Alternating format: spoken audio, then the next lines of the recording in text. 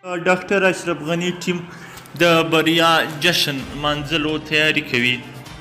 سلامونه پښتنه مینه، زه یم ستاسو ورور له یو نوي ویډیو سره عرفان الله رحیمي او تاسو ګورئ ټاپ پښتو چینل.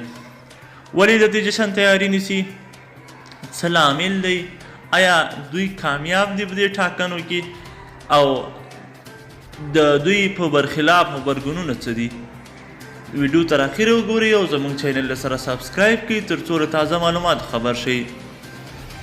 تر دې مهاله پورې د ټاکنو خپلواک کمیسیون د ولسمشري ټاکنو لومړۍ پایلې اعلان نه کړای شوې او پرون غچ د لومړنیو پایلو د اعلانولو ورځ وه.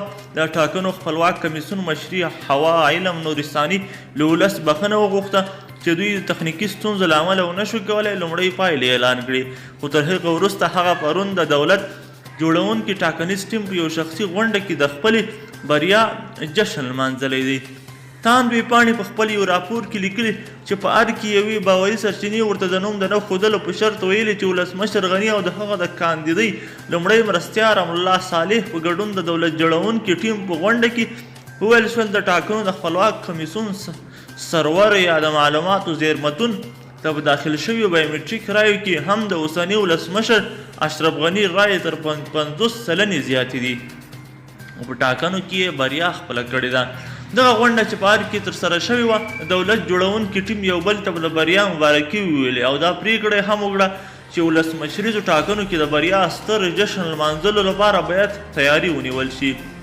دا په داسې حال کې ده چې د اتلې په 20مه نیټه د ټاکنو لومړنیو پایلو د اعلان نیټه وه، خو پرون حوا علم نورستاني له ولس بخښنه وغوښته او ویل چې د ځینو تخنیکي ستونزو له امله دوی ونه شوی کولی چې د ولسمشریزو ټاکنو لومړنۍ پایلې په خپل وخت اعلان کړي. نوموړي دا څرګنده نه کړه چې دوی به د ولسمشریزو ټاکنو لومړنۍ پایلې په کومه ورځ اعلانوي، خو ویل چې پایلې به ډېر ژر اعلان کړي. همداراز پرون ورځ د ټاکنو خپلواک کمیسیون یو کس ویلی چې په 2 ورځو کې دننه به د ټاکنو لومړنۍ پایلې اعلان شي. دوستانو دا هغه تازه او کره خبرو چې تر تاسو مو در ورسو. د لا ښه کره تحقیق او تازه معلوماتو لپاره زموږ چینل سره سبسکرایب او ویډیو له ملګرو سره شیر کړئ.